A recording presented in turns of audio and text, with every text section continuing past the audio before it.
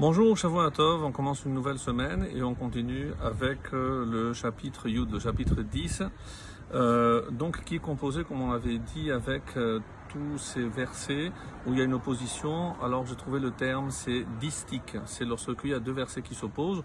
On avait parlé donc l'opposition entre Racha et Tzadik notamment, et comme on va le voir tout au long donc de ce chapitre, il y aura toujours cette opposition donc entre le bien et le mal, comme vous allez le voir.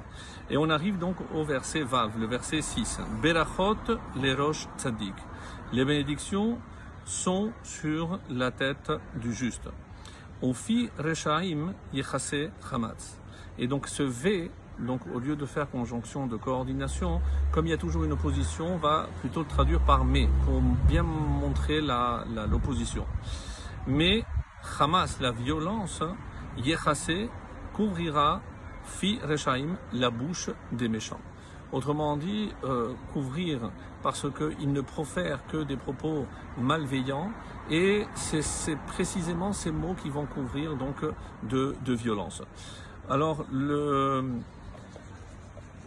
Malbim, par exemple, expliquera que comment se fait-il que les brachot sont sur la tête du juste?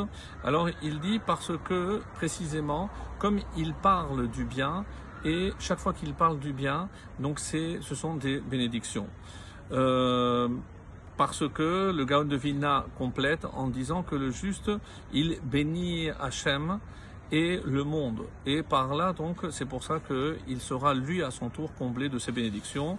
Le Radak, avec le Malbim, dit que le juste fait, justement, lorsqu'il transmet ses enseignements aux autres, eh ben, il leur fait du bien, alors que les Rechaim, personne, justement, ne va les défendre. Par rapport à tout le bien que les justes ont fait aux autres, eh ben, c'est le juste retour des choses.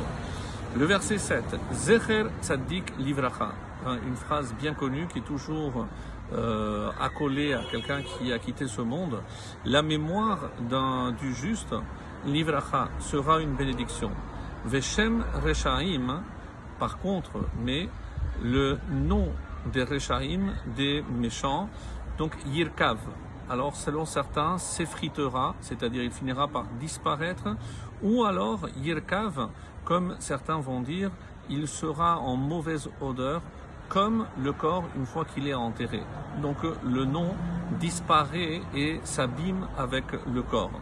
Alors, le Maharal nous dit ici, par exemple, il fait remarquer quelque chose d'assez étonnant. On nous dit Zecher Tzadik. Le mot Tzadik est au singulier. Veshem Reshaim. Par contre, quand on parle des méchants, c'est au pluriel. Et il donne une explication très intéressante, parce que pour le tzaddik, il y a une seule voie. C'est-à-dire quand il s'agit du bien, il y a une seule voie pour faire le bien. Et celui qui rentre dans cette voie, le tzaddik, eh ben, il emprunte la même voie. Par contre, pour le mal, comme vous le savez, hélas, il y a beaucoup de voies possibles, beaucoup de façons de faire le mal. Et c'est comme ça que le Maharal explique donc ce pluriel Reshaim. Et j'ai trouvé également donc un commentaire Ride. Alors c'est Rabbi Yehoshua d'Itrani. Alors la date c'est 1165 jusqu'en 1240. Donc on n'a pas de livre, on a quelques manuscrits et on avance le fait qu'il y ait énormément de manuscrits qui se sont perdus. En tout cas, c'est à partir d'un manuscrit qu'on a un commentaire très intéressant. Donc, ça fait partie des sages d'Italie qui est allé étudier l'Ashkenaz et il a étudié auprès des Baalei Atosphot. Donc, lui, il explique, comme on va le voir, je vais le citer souvent dans ce chapitre, même ses enfants, dit-il, ont honte et ils vont jusqu'à changer le nom parce que c'est ça le nom des Rechaim. On aurait pu dire qu'il se transmet par les enfants, mais les enfants ont tellement honte du comportement du père qu'ils changent le nom. Et c'est pour ça que même le nom disparaîtra. Chet, Chacham Lev Yikach Mitzvot.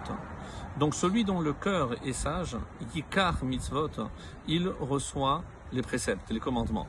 Ve'evil sefatayim ilabet, mais celui dont les lèvres sont sottes s'effondrera, il tombera, comme Ibn Ezra traduit par exemple Yilabet Yikachel, il va trébucher.